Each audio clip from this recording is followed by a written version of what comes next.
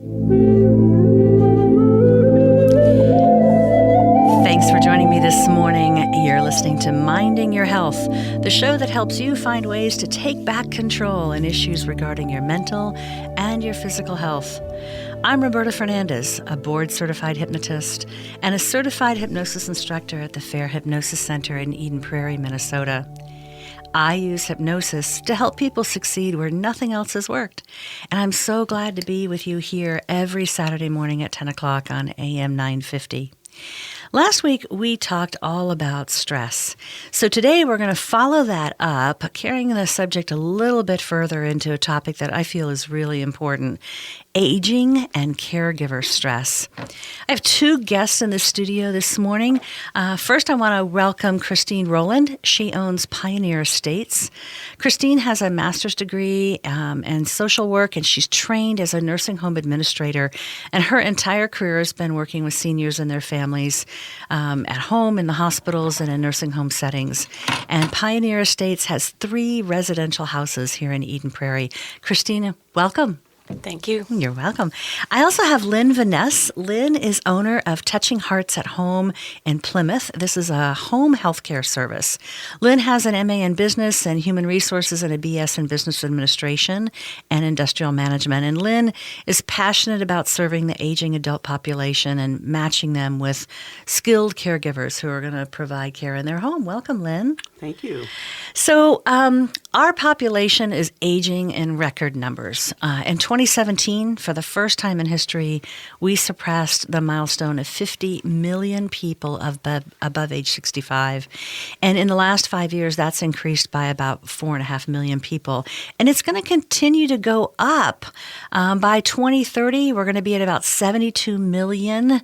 And in 2035, 20% of all Americans will be age 65 or older. Now, there's a lot of consequences for an aging population. And last week, we talked about the mental and physical effects of stress in our daily lives. So, like I said, we're going to carry this over. Lynn, let's start the conversation with you. When we were talking and preparing the show, you talked about the silver tsunami in healthcare. Can you tell our audience what that phrase refers to? Yeah, it's one of the phrases that's being bandied about nowadays about the aging population. They're comparing it to a wave coming through, a big wave that's going to affect things, and that's a tsunami. And this giant wave of people getting older all at the same time is going to stretch the ability for caregivers and healthcare systems to meet all their needs. Yeah, that's right. And I know there was some, you talked a little bit about this gap between the number of people who need care and the caregivers. What does that look like for us? Yeah, it's a pretty serious thing because the number of people who are aging is increasing at the same time that our workforce, the people that are available to do the entry-level work, is decreasing. And also, it's also happening at the same time that family members who used to traditionally provide care are less available.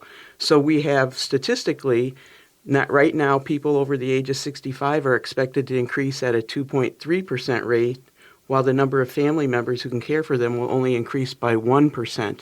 So that creates this gap that we're talking about. Yeah, that's really, that's very problematic. And right now, I think you told me that only about 32% of those people that are giving care to the aging population are paid caregivers. So unless we expand that pool exponentially, we're going to have a real shortage. That's what I'm hearing from you, right? That's right. And we're already experiencing that now. Hiring people is very challenging. And in our field of work, we always want to make sure that we're hiring the right people. Right. It's very important work that we do to care for people. So, the family members decreasing at the same time the labor pool is decreasing it is a crisis. Right. It is a problem. And when people are coming into someone's homes, there has to be a trust factor there. And as you get older and the cognition starts to go, it's really easy to take advantage of that. So I'm sure that's very challenging for you. Well, we do take many steps to try to make sure that we're getting the right people in place. Yeah. And we do psychological testing, extensive background checks, fingerprinting, drug testing. Awesome. And then because my background is in HR, I do a really intensive behavioral-based interview to try to really get at the heart of how they're going to respond in any situation and who they really are. So we go armed with this kind of information, and then we carefully monitor them Right. when they're in the homes. We have all kinds of technological monitoring systems as well as just good old-fashioned talking to the people to find out what's happening, talking to the caregivers. So we use a lot of methods to make sure that we're tracking with making sure we have the right people in place. Right, right. And it's really interesting that I have you guys in today because in my personal situation, I've had two people that I care about very much go into assisted living facilities. And that was a long time coming, maybe overdue. We're going to talk about that with Christine in a minute. But one of my friends whose father suddenly just had almost like instant dementia. It was a vascular heart condition that's caused it. She became the caregiver, and it usually falls on women, doesn't it, to be that caregiver, and that puts a lot of stress on us. And I know I talked about a long time ago on one of our shows, holiday stress is the same. Things seem to fall on the women. Planning the parties, cooking the food, getting everything ready, and it's the same with caregiving, isn't it, Lynn? Yeah, statistically speaking, 2/3 of the women in America can expect that they'll be caregivers at some point in time in their life. Wow. So it's really dramatic and probably far more than people expect. Yeah. And the interesting thing about that is none of us are trained to handle that, are we? Yeah, and that's kind of crazy. So let me pop over to Christine a minute. Christine, obviously, with all these stats that Lynn and I have been talking about, the need for assisted living and memory care facilities are going to be in great demand, aren't they? Absolutely. Residential care homes are growing exponentially, which are smaller assisted livings, and bigger assisted livings are growing just as fast, and it's just visible all over the Twin Cities. There's constantly groundbreaking, new builds, and as people are aging, there's complications that come with that, whether it's cognitive decline or there's medically complex issues that come with that. And I do think that this generation of people are maybe going to demand something more than traditional assisted living. And there are other problems, obviously, associated with assisted livings. Part of that is getting in. Because not only is it kind of hard to do now, I can't imagine once we get this, huge influx of people, if construction is going to be able to keep up with that, but also in assessing people on where they want to go or where they should go, right, to get the best care. Right. Typically, people start at the least restrictive environment, and that's staying home as long as possible with home care, like Touching Hearts at Home. Then there's the move often to independent living, maybe independent with assisted living. With services. Then there's assisted living, and then we often are getting referrals from assisted living when the care is outside of the scope of what they do. And then the highest level of care is nursing home. Right. And, again, I'll just make this personal because I know with my parents, that's exactly the order that we started with them, Christine. We realized that their home was too much for them. We found an assisted living place where it was independent living, I think is how they termed it. But they could go have meals in the dining room, so mom didn't have to cook. And then as they aged and my dad died, we realized how much care my dad was doing for my mom and that she couldn't stay there anymore. And we had to put her in a place where there was more care for her, people to check on her. And so it's this constant flux. And I think, my friend in Florida is going through this. She's got her mom who had a stroke 4 years ago who will never come out of the nursing home. She's cognitively great. Her dad gets this sudden dementia. For 4 years, he has gone to see her every single day and stayed 7 or 8 hours a day with her, feeding her meals. And now they can't take him, and all he wants is to be with her. But he's got a memory care issue. And so he has to be somewhere else, which again splits my friend's time now trying to be in two places, right? So it gets really complicated, doesn't it? It does. And finding the right place from the beginning is what becomes a challenge. Because people are just choosing the least restrictive, they're not really looking ahead Right. to these type of challenges you're talking about. Often the husband and wife are segregated because it's a locked memory care unit, Yeah. or they're not willing to take one spouse and they're willing to take the other. We've had so many families cross our path that say, I wish I found you sooner. I wish I would have known about that. So just being fully informed and educated really helps them prevent these multiple moves that we see. Because often when they're getting to either residential care or nursing home, they've been in 4 places. Yes. And those cumulative losses really affect the resident or the caregiver or the person that's being cared for. Yeah, and as people get older, that consistency is really important to them. Isn't that right, Lynn? Oh, yeah, absolutely. If you take a person out of their environment, they're totally disoriented for a time, even if their mental capacity is still pretty sharp. Yep. So you do really want to, what Christine's saying is very important. You do really want to look ahead.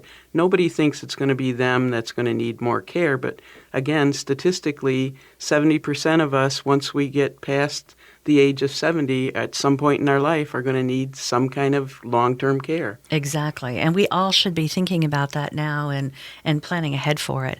I know my daughter's grandmother, my ex's mother, they just moved her to a place because they were rotating her every other weekend with children and during the week with one, and it was just getting too much for her. So we're going to pick up this conversation when we come back. We're talking with Christine Rowland and Lynn Vanasse about caregiver stress and aging, and you're listening to Minding Your Health here on AM 950 Radio.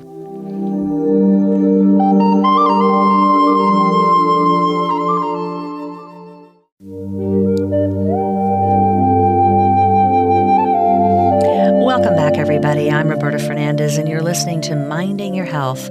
Today, we're talking with Christine Rowland of Pioneer Estates and Lynn Vanasse with Touching Hearts at Home about the aging and caregiver stress. So we've talked about the problems involved in this aging population that we have. So let's look at the stresses that involve, and we have stress on both sides, don't we, ladies? We have the stress on the elderly person themselves and on the caregiver. Lynn, let's talk from your perspective when you have someone still in the home, which is where most people want to stay. And we've already mentioned that it becomes maybe impractical at a certain point.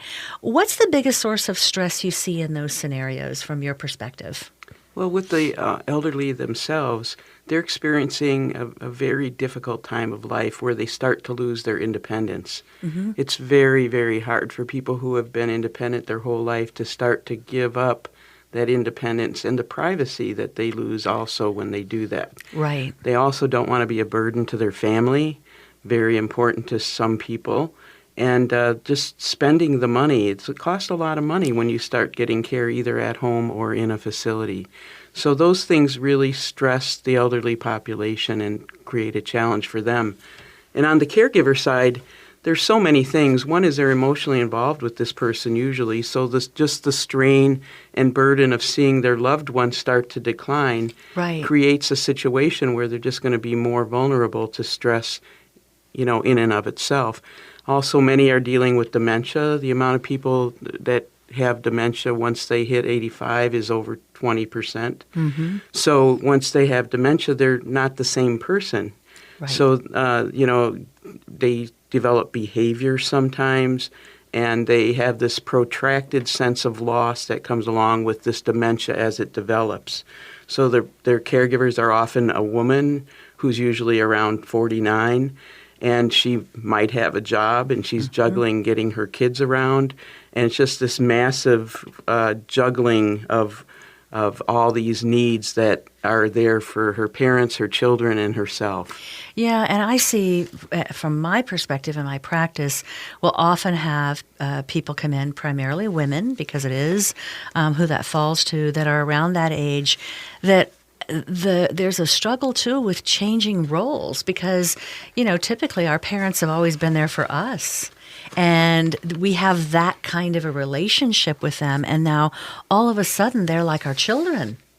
And so there's a huge amount of emotion that comes with that, in addition to stress too. Seeing the decline of your parents' health and that loss that we experience of that trusted advisor and that go-to person that isn't there anymore. And when they stop recognizing you, that becomes really, really hard. And even though logically we understand that, emotionally it's a whole different ballgame, isn't it? It sure is. Yeah, it is. And Christine, I imagine that by the time they come to your facility, the stresses are still there, but they've changed a bit, haven't they? Absolutely. If you think about just their routine changing, people need to consider they're possibly sleeping alone now. Yes.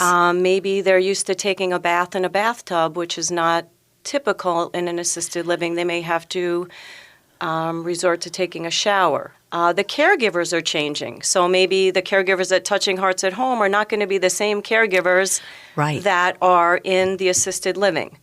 The actual living arrangement, they might be going from a house to an apartment. Right. And we try to use the same verbiage that they use. If they believe that the room they're living in is their apartment and that's going to help them adjust better, we're going to use the same verbiage that they're saying to us. There's a lot of stress in them trying to learn these new things. And if you put it's a new routine, right? It's a new routine. Yeah. And then if you add dementia onto it, or even just mild cognitive impairment, it's very hard to learn these new things. And sometimes people exhibit as if they have dementia, and sometimes it's really tied into depression. So there has to be appropriate diagnosis for that. A lot of people are misdiagnosed as having dementia when it's actually depression. Mm-hmm. And we talked a little bit before about cumulative losses, and Lynn, you touched on this as well. So people have lost their physical functioning. Mm-hmm. They probably lost control of their finances because somebody has decided to be their power of attorney, whether it's warranted or not. Yeah. They are losing decision-making power, and then they're losing their actual homestead. Right. So, like, where's my stuff? Exactly. Right? Yeah. And it is important to bring a lot of those familiar things into the home, into the assisted living, so that it helps with the transition. And now there's actually a formal diagnosis or term that is coined: relocation stress syndrome or trauma transfer. Interesting. Which this is a new this is a new term that has been coined to address the whole gamut of this psychological and physiological change that our residents or clients are going through. Yeah, and I know in both of the relocations that have happened with my close friends, the facility has said, stay away for a few days. Let them get accustomed to the routine of when breakfast is, when lunch is, when dinner is, of eating with other people, of being alone. I know my mother-in-law, she's never been alone, and she's never been with anybody but family. And so now to have people coming into her room that she doesn't know to check on her and shift changes and eating with a bunch of strangers, those are all new experiences. And at 85, that can be pretty stressful and traumatic. So, and I think, from the family side, we don't always appreciate that. We're maybe happy that they're safe, that someone's watching them, and Lynn is going, yeah, it doesn't have to be us for a while, because, and there's guilt involved in that, right? There's lots of emotions. So that stress on everybody is the case. We've got a couple minutes before break, but I want to shift to the caregiver from your perspectives. We've been talking about the caregiver primarily as family, because that's typically where it starts, unless this is a sudden condition. But Lynn, let's start with you, and then Christina, we'll get back with you, Christine, when we get back from the break. But the caregiver themselves, the people providing the care that work for you, they have a lot of stress, don't they? Well, yeah, they do, except for that their stress is nowhere near as high as the family member's Right. stress. They don't have the emotion involved, Yes, right? you take the emotion out, and you take a lot of them are lower income people, so they're juggling a lot of things too. But when they're at work, it's work. Right. So there's a different mindset about it. And again, we hire very carefully, and we look for people who have the heart that want to serve. So Right. there's a little bit of a feedback joy type thing that comes back to them. So, they do have stress, and they want to do a good job. They want to make sure that under their watch nothing happens. As people age, they become more of a fall risk. Right. So, our caregiver's big fear is, what if somebody falls on my watch? What if I have to call 911? Right. So how does that reflect on me and my job? Right. And will I lose my job, right? yeah, and when do I call 911? We try to make it easy and say, you call 911. Right, When period. anything happens, you call 911, let them decide. They're the medical professionals. But it still kind of hangs over their head a little bit. Yeah, and I can imagine that is a huge stress, So it's time for us to go to a break. We're talking with Christine Rowland with Pioneer Estates and Lynn Vanasse at Touching Hearts at Home. And we'll be back in just a few minutes to continue this really good discussion on stress for caregivers and the aged. I'm Roberta Fernandez. We'll be back in a moment.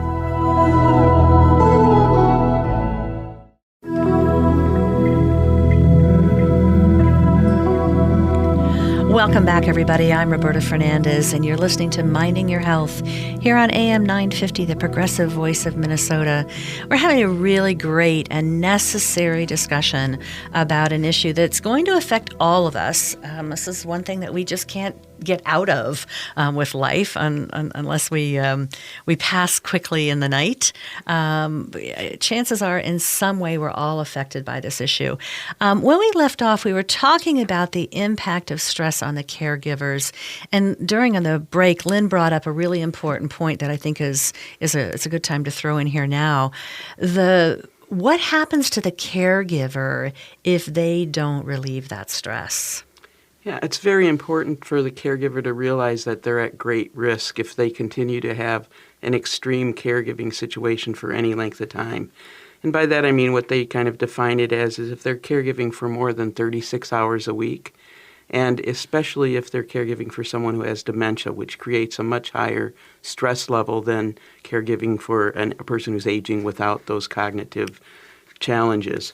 So they actually have done a study at the University of California that tells us that people who experience this extreme stress are going to be affected in a way that it could take as much as 10 years off of the caregiver's life. Wow. And they also, if the caregiver is a spouse and also elderly and has some issues of their own physically to deal with, we know that 63% mortality rate higher than the peer group that's not a caregiver at the same time. Interesting. And they've also, and it goes on after you're done caregiving, it takes a while for your body to recover, so they know that 3 years after your caregiving ends, your immune system is still very, very much compromised, and it takes that next year after that for it to kind of get back to normal on the average. So pretty serious side effects. It really is, and that's exactly what I talked about last week in the show. For those of you listeners that didn't hear it, you can go on my website at fairhypnosis.com to the online store and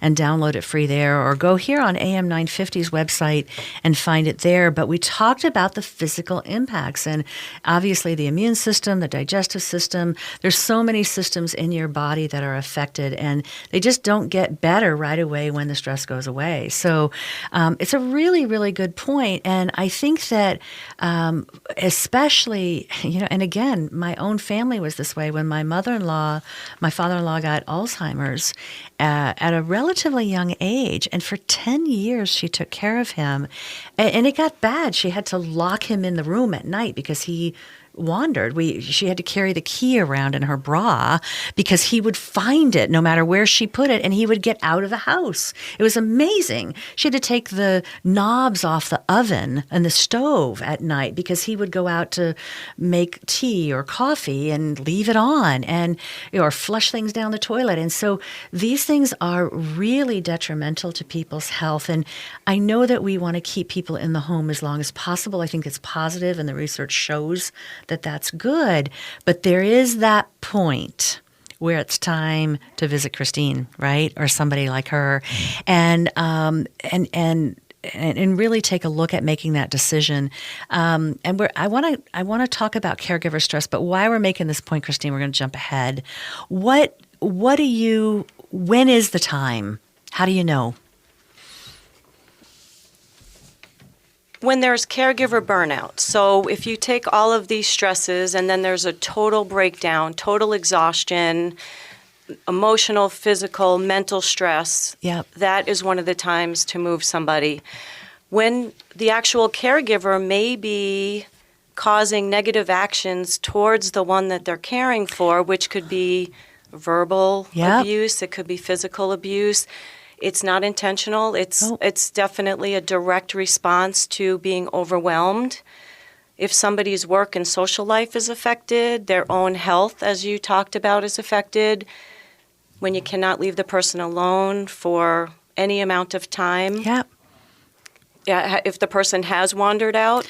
That's a pretty scary thing. There's times where the police have brought them back, or even worse than that, somebody has been found dead or severely injured. Right, because if they do have severe enough dementia or cognitive issues, they may not know who they are or where they live or anything, and just the police department trying to reconnect them can take a very long time.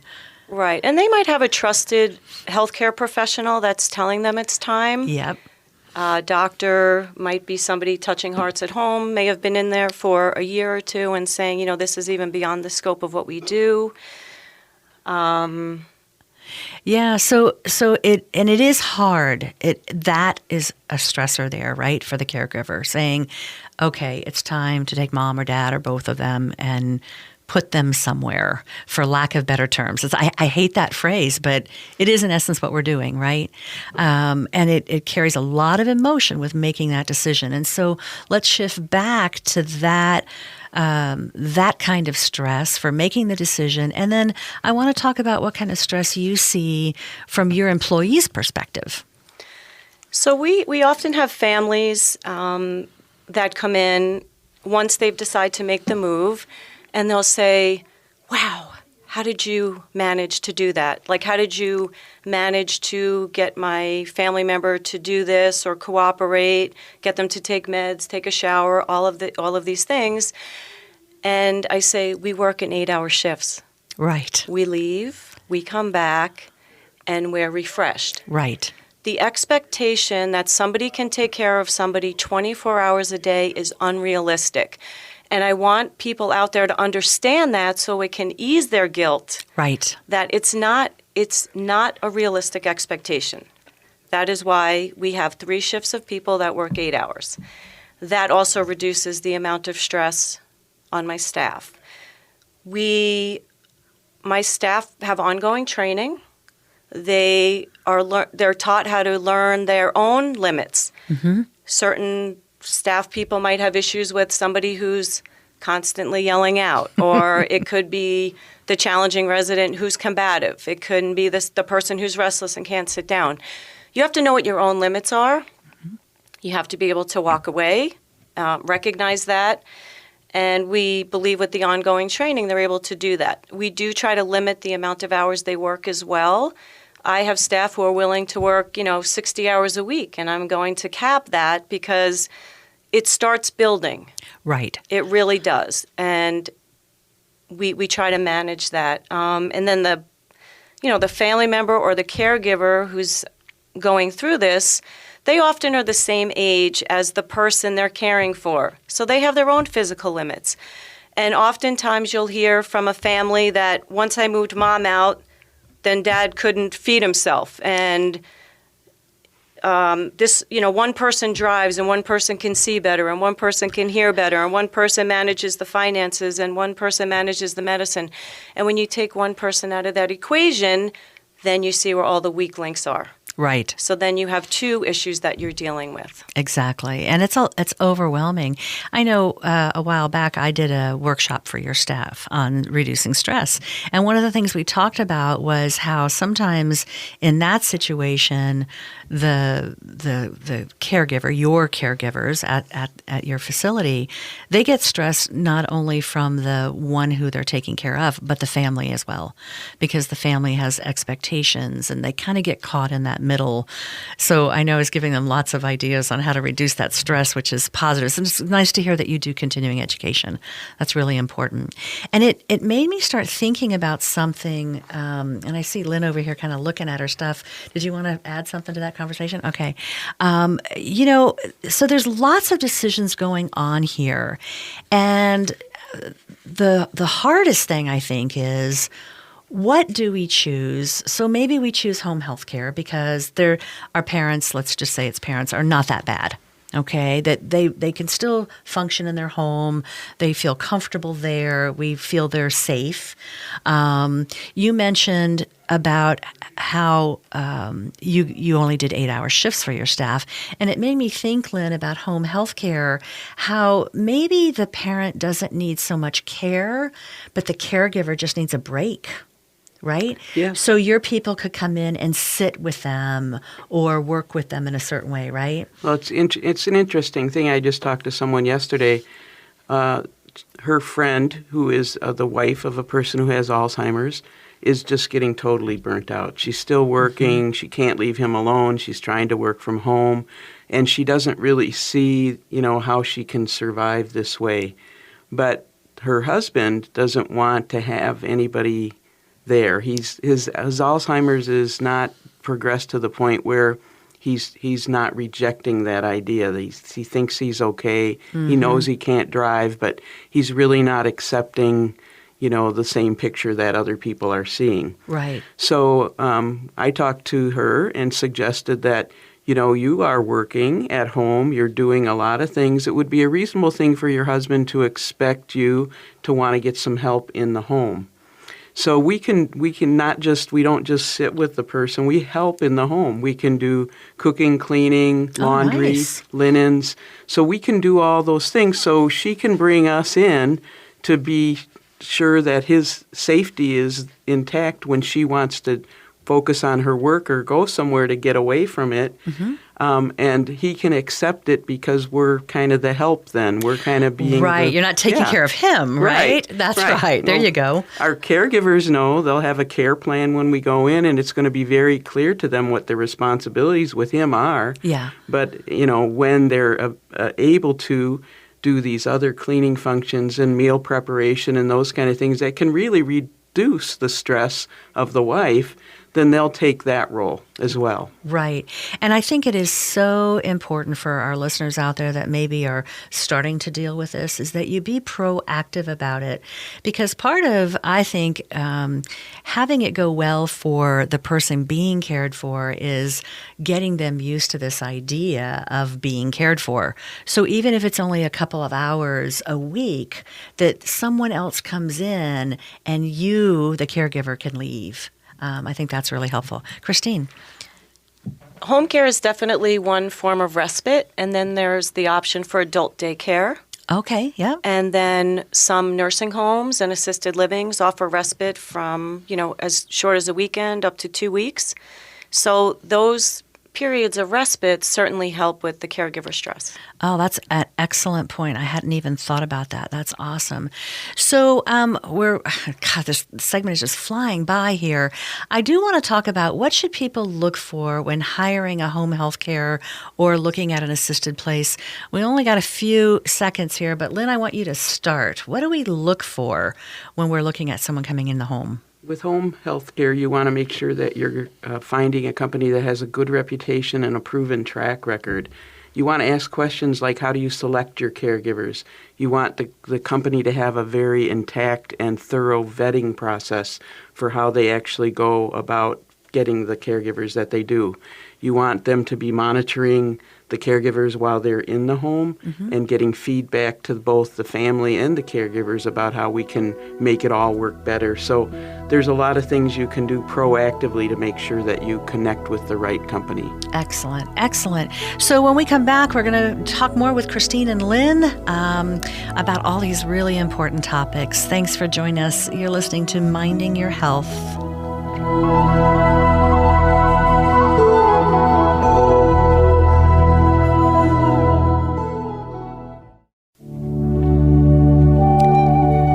Welcome back, everybody. I'm Roberta Fernandez, and we're talking with Christine, Rowland, and Lynn Vanasse about caregiver stress and aging.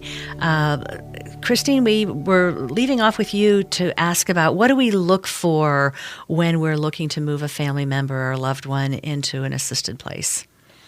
I know we briefly touched on just finding the right place to begin with and looking long-term and making sure that continuum of care is available on site at the particular place that you're placing your family member.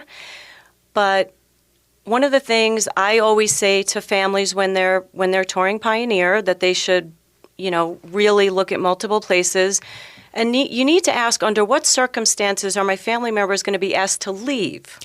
Interesting. Because that, I know it sounds counterintuitive when somebody's moving in or when you're looking for a place, but once again, it's being educated and prepared. So some of the major reasons people are asked to leave are they a two-person lift with a machine? Mm-hmm. Have they run out of money? Because some places will take medical assistance. Right. And then behaviors.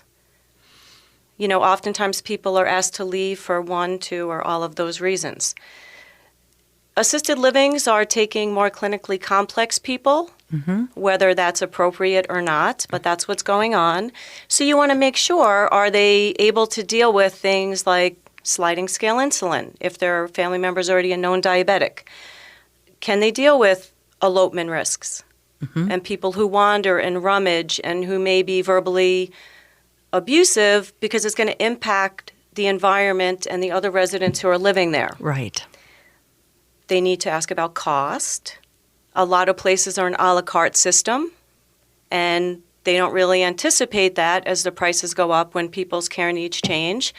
Or is it an all-inclusive rate? Do they have a measure in place for monitoring falls, like Lynn talked about before?